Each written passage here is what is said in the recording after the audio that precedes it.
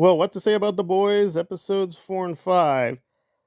Well, 4 was near perfect. So, unfortunately, when you do a near perfect episode, anything that will follow up will be a little disappointing, but it was a little bit more disappointing than I expected. Nevertheless, very strong episodes. So, let's get to it. Without spoiling too much, what happened? Well, with episode 4, probably the strongest section is Homelander basically getting back to his origins and revisiting the scientists who helped, I guess, don't want to say give him his powers, but basically mistreated him, and he wants some revenge. And being Homelander, you can let your imagination go wild because obviously, when Homelander is very angry and vindictive, it gets very bloody very quickly. But I was surprised at how complex Homelander came off. I think he, again, relative to the evil he does normally on the show, came off fairly sympathetic. So that was a very intriguing section of the episode.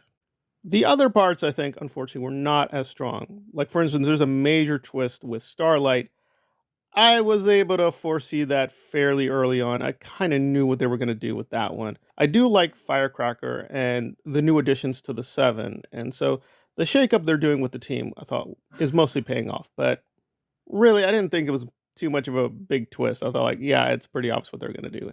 And given where the characters are, they weren't going to do certain things. So that one was a little weaker. And then there's another set of subplots, which again were fine. They weren't terrible. They were just like, oh, okay. They were kind of functional. Again, they're at least consistent with what they've set up. And as always with the boys, some people will live, some people will die. And I think it's a good thing that, again, it's a very unique show that I usually think it's weak when characters are just killed off. But the boys is the exception that you got to have some people dying for the stakes to remain fairly strong. So I think overall, very strong episode.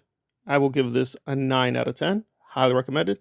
But then episode 5 was again not a disaster. It just felt like, huh. It just felt they pushed off the major events to another episode. The cliffhanger, however, was really, really good. I can't even say who was involved. That might spoil the episode, but that was very, very powerful.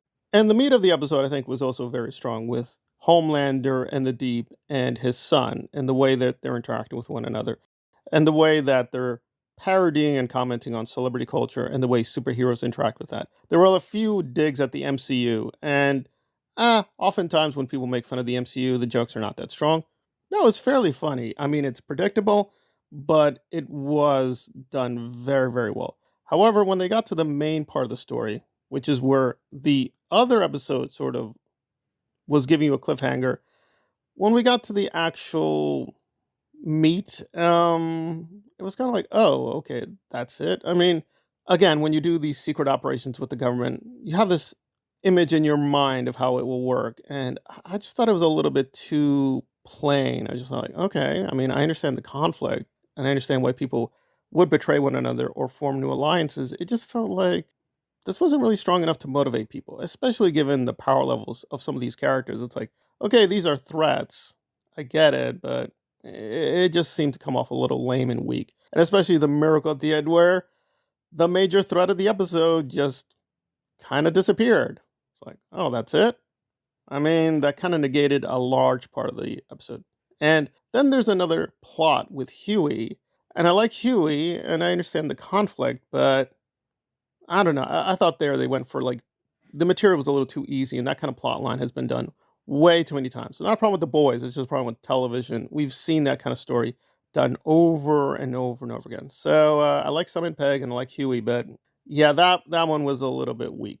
A little bit weaker than episode 4, but still very strong, very enticing. I'm very excited to see where they're going to go next. So I'm going to give episode 5 out of 10. I think that's fair.